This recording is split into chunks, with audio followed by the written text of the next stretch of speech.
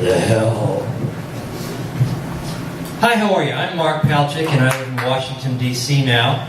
And I got in Columbia Heights, to be precise. I actually live in Wandsworth House. Sorry, I couldn't resist. I love living in Washington, D.C., except, it really is getting too expensive, right? Yeah. I mean, you have no idea what it costs these days to buy a politician. And they're just not worth it. D.C. has a council member that tweeted, "The Jews control the weather." The Jews, really? They haven't been able to control the weather since they left Egypt the first time. And besides which, if they really had that superpower, they'd just keep Manhattan warm. So speaking of warm, in order to get up here tonight, I had to fly from San Juan through Miami to DCA. I hate flying. There is no personal space.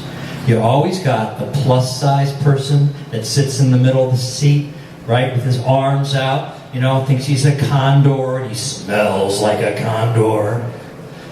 Or the person that's got to fill up the overhead with body bags all the while, blocking the aisle. Or the guy that sits next to you with a 25-inch laptop watching Die Hard 2 with no headphones. So you can understand how excited I was when the woman that sits next to me in the middle seat is just this tiny little thing. She was so tiny. I had room between my elbows and hers. She had a carry-on that was so small, it actually fit underneath the seat. And she had this cute little cell phone with a screen that was so small, I could barely see the nude pictures of her girlfriend. And then I landed Miami. I landed gate D1, and I got to change planes. And I find out that my connecting flight is at H7. I hate the Miami-Dade airport. It is like a continent unto itself. I find out that I got to go from D1 to H7. So I grab my suitcase, drag it to 37 different gates to get to the SkyTrain. The SkyTrain takes me to the shuttle. The shuttle takes me to a rental car, which I drive to the H terminal, go back through security, get to the H7, where I find out my plane is now at D2. How many times has that happened to you? But at least I did get to finish The Marvelous Mrs. Maisel, the second season. And do you like it? Yeah, right? I got a conundrum. I don't know if it's okay for me to like it. I mean, in many respects, it is not much different from Tyler Perry's Medea series. The Medea series, a series that Spike Lee called buffoonery coonery. The only difference is, which is not a nice thing, the only difference is they've replaced African American stereotypes with Jewish stereotypes. So I wonder, is it okay for me to like this? Is it really okay for me to like this? Well, let me tell you how I feel. I don't like it. I love it. It's great. And besides which, most people think it's just stereotypical New Yorkers. Last week was Valentine's Day, right? Great holiday. It's also the 1-year anniversary of Parkland. Do you realize in the last year, 1,200 additional kids have been killed by guns? In fact, every year, more people are killed on the streets of America by automatic weapons than all the soldiers in Afghanistan since 9/11.